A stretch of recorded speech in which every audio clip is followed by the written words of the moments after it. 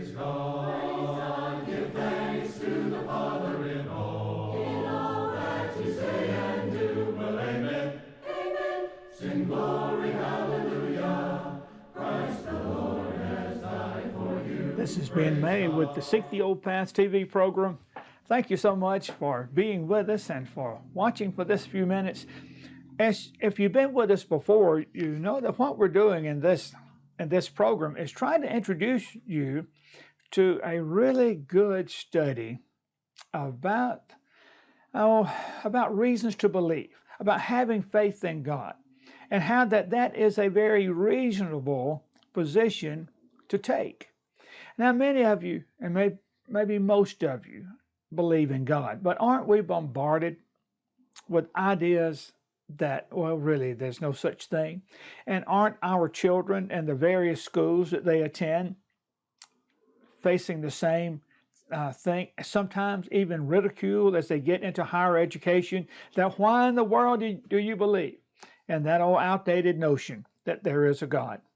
Well, we are, you might say, promoting a course that not our course, it's through the Apologetics Press Company in Montgomery, Alabama. Apologetics means in defense of. And so what they're doing, their mission is to defend the Bible, to defend the credibility, the accuracy, the believability of God's Word. And so we're looking at this course. And at this course, this is lesson 5. And it's called Creation versus Evolution, and it's part 1. So lesson 6 will be following up with this lesson.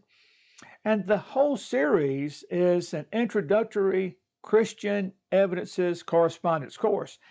You can have this course free of charge.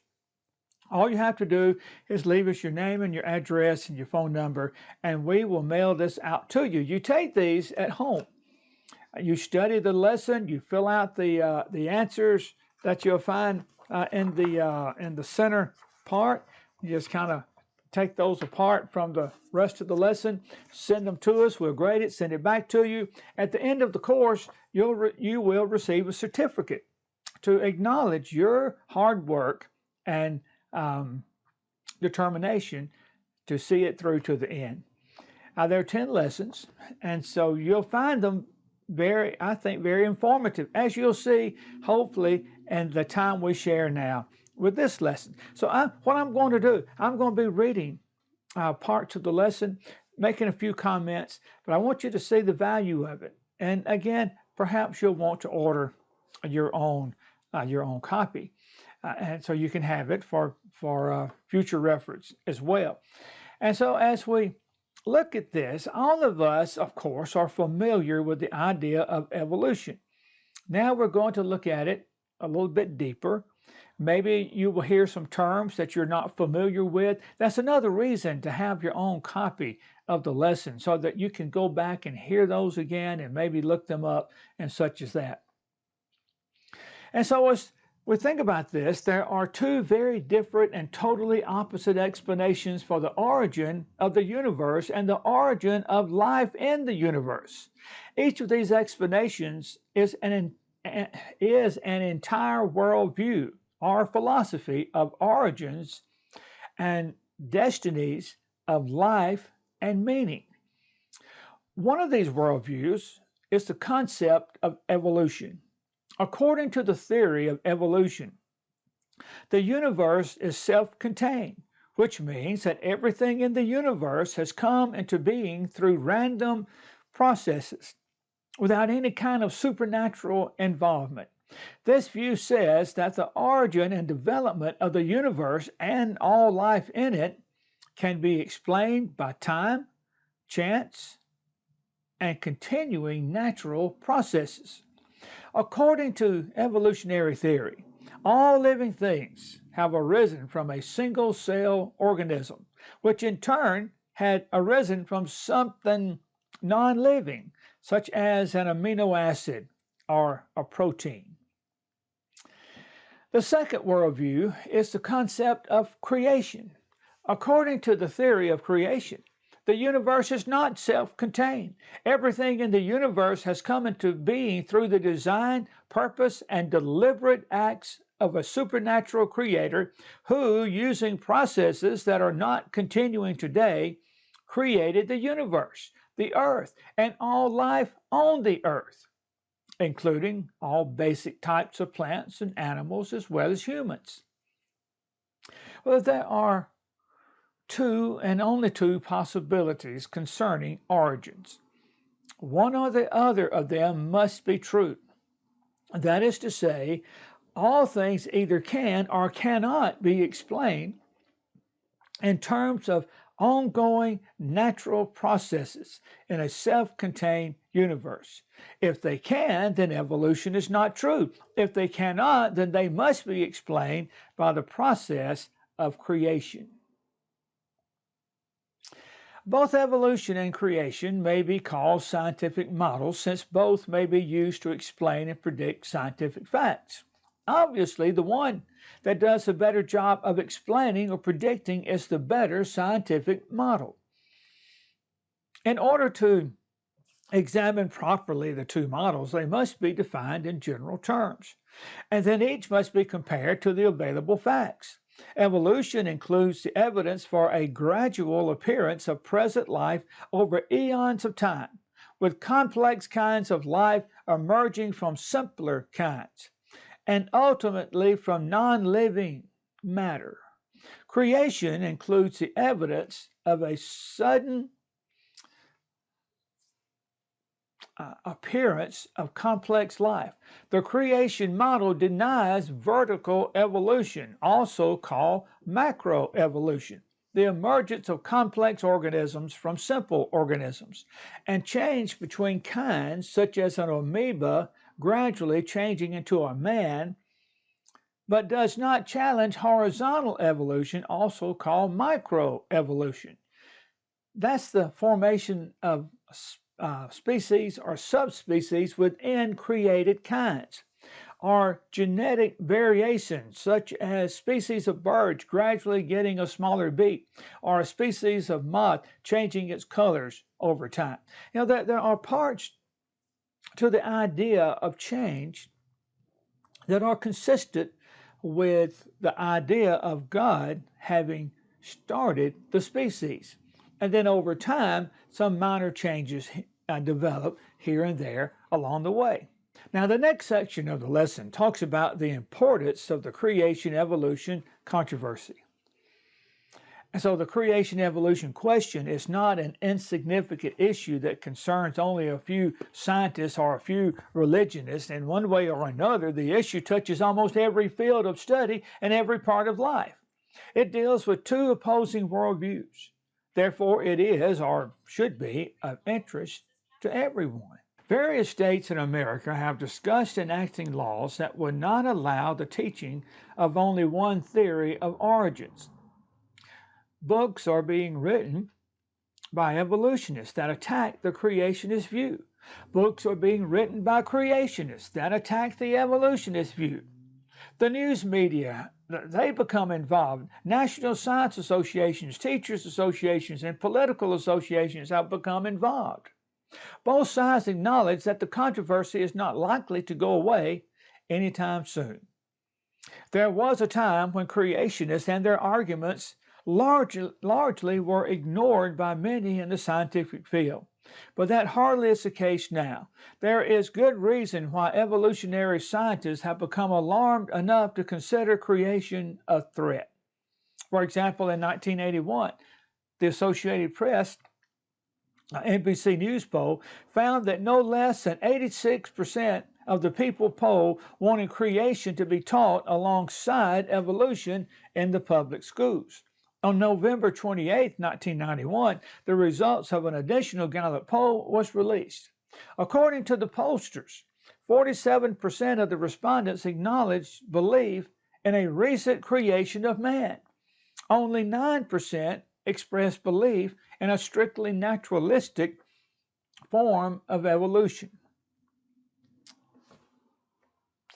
A 1997 Gallup survey found that 44% of Americans, including 31% who were college graduates, subscribed to a fairly literal reading of the Genesis account of creation, while another 39%, or 53%, of whom were college graduates, believe God played at least some part in creating the universe. Only 10%, or 17% college graduates, embraced a purely naturalistic evolutionary view. The results of a Gallup poll released in August of 1999 were practically identical. 47% stated that they believe in a recent creation of man. 9% expressed belief in a strictly naturalistic evolution. In its March the 11th, 2000 issue, the New York Times ran a story called "Survey Finds Support is Strong for Teaching Two Origin Theories," which reported on a poll commissioned by the liberal civil rights group People for the American Way and conducted by the prestigious polling public research firm DYG of Danbury, Connecticut.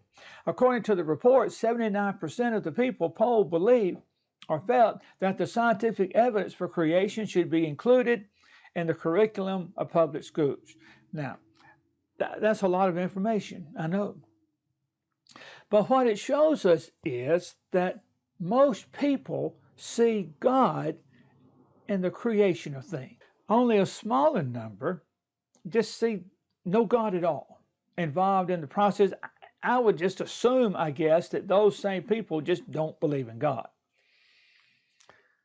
Now, going on with our lesson, these results were unexpected by evolutionists, who would have expected most people to believe in evolution since it has been taught as a fact in most public schools and textbooks. It is no wonder that many evolutionists are becoming alarmed regarding the creationist position. Starting to make them a little bit nervous, I guess, when they see that the numbers just aren't what they thought they would be. After all, they've been pushing this agenda for years now. Thankfully, most are holding on to their faith that it was God who, in fact, in the beginning, created the heavens and the earth. Even certain scientists who are not creationists are able to recognize that creation is a legitimate scientific concept whose qualities at least deserve to be compared with those of evolution. Some go so far as to make statements that lean more toward the scientific respectability of creation than toward that of evolution. In fact, for over 150 years of Darwinism, rapidly growing numbers of scientists have become convinced that the natural laws and processes that we now know absolutely exclude the possibility that the universe could have created itself. You see what that is saying? That more and more scientists are coming around to the idea that there is something to this argument that in the beginning God created the heavens and the earth. But what evidence is it that has caused these scientists and even many non-scientists to accept the concept of creation and to oppose the theory of evolution? This is important. What's changing their minds?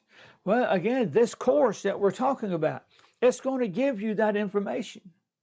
And so hopefully you can help your children, you can help your grandchildren to see through some of the very false arguments that are made by those who think evolution is the only answer to the origins of all that there is. And so the next section of the lesson talks about the credibility of the creation model. And so it's going to talk about something. Again, this is sometimes language that we're not as familiar with. And again, that's why I would encourage you to have your own lesson. But here's one. It goes next into the law of biogenesis. In the field of biology, one of the most commonly accepted and widely used laws of science is the law of biogenesis. This law was set forth many years ago to explain what both theory and experimental evidence show to be true among living organisms, that life comes only from previous life of its own type or kind. Now, this is important in the whole discussion, that life comes only from previous life of its own type and kind. And then if that's true, and even scientists agree that it is, how did we get all that we have? If somehow we started from some little single cell amoeba and now look what we have. Certainly not of the same kind. So back to the lesson. Through the years, thousands of scientists in various fields of study have documented the truthfulness of the law of biogenesis. In fact, this law was established firmly in science long before modern evolutionary theories were invented. It is of interest that students consistently are taught in high school and college biology classes the tremendous impact of, for example, Louis Pasteur's work on the false notion of spontaneous generation, the idea that life arises on its own from non-living sources. Students are presented in great detail the history of how Pasteur triumphed over mythology, providing science with its finest hour as he disproved the popular concept of spontaneous generation. Well, then, with almost the next breath, students are informed that the evolutionary process began as a result of spontaneous generation.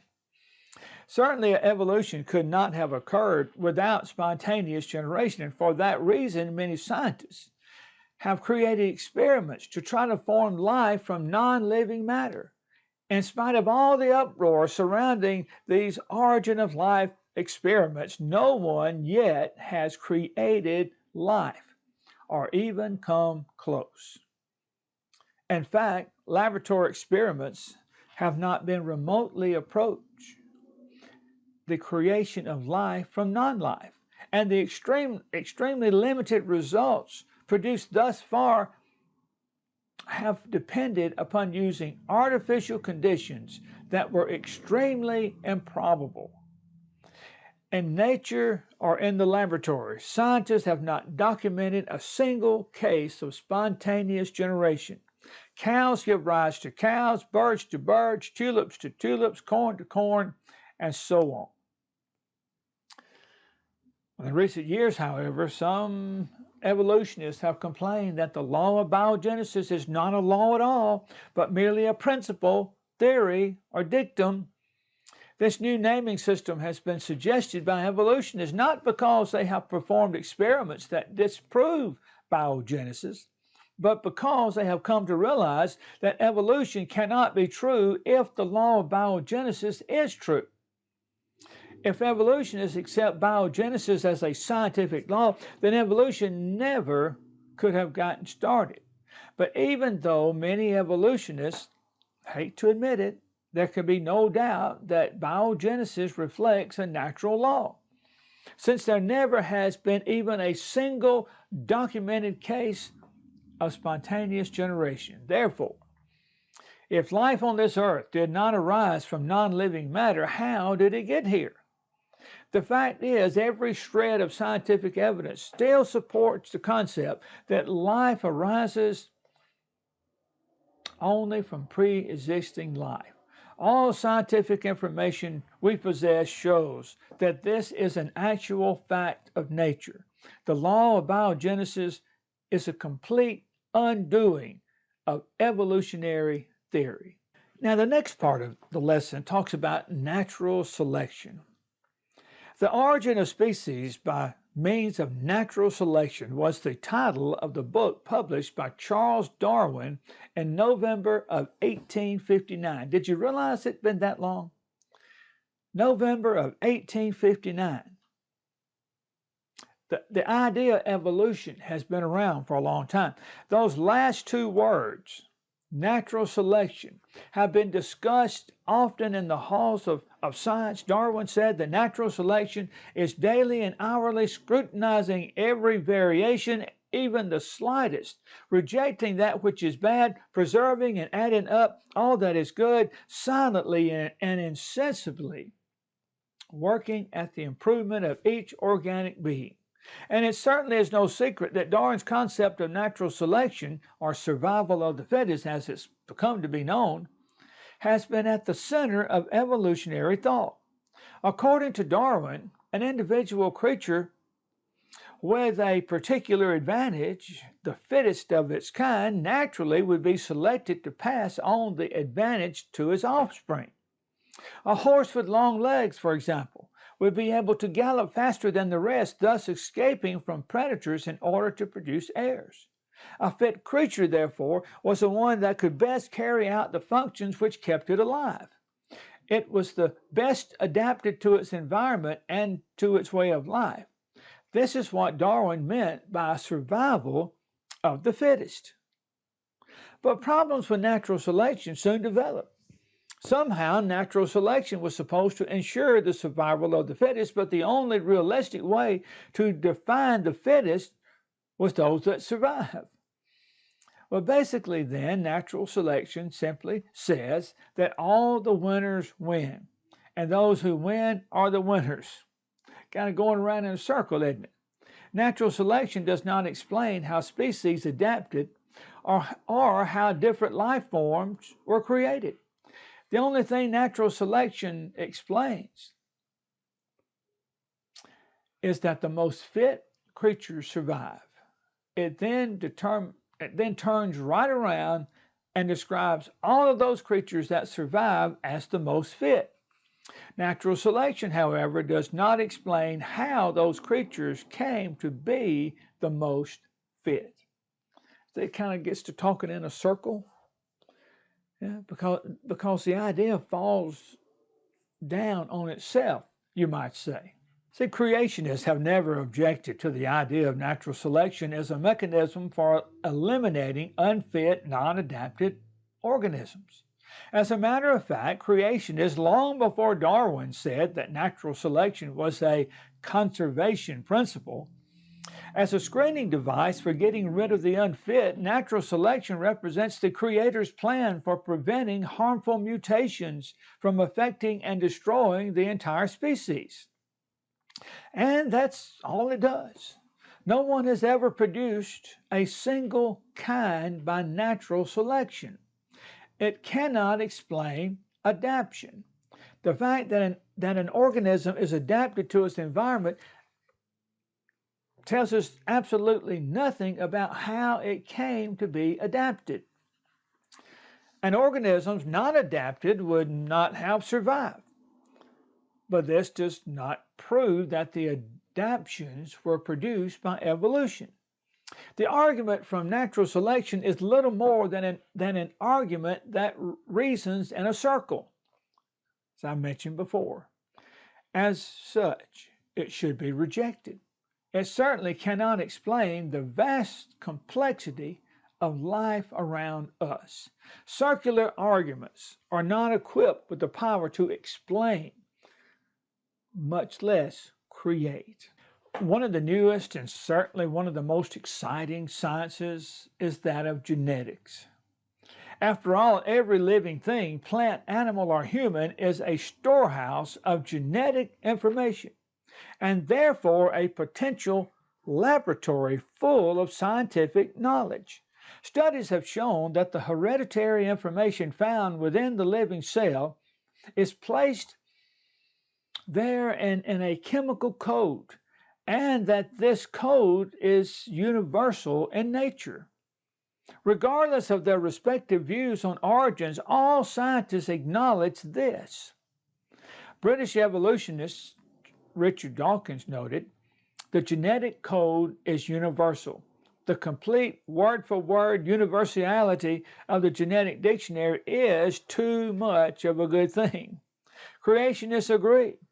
Darrell Koch, for example, wrote, "It is recognized by molecular biologists that the genetic code is universal, irrespective of how different living creatures are in their external appearances." One of the most important points in regard to genetics, so far as the creation evolutionary controversy is concerned, is that the genetic code's chemical instructions are copied faithfully time after time. Buttercups produce nothing but buttercups. Sparrows produce nothing but sparrows.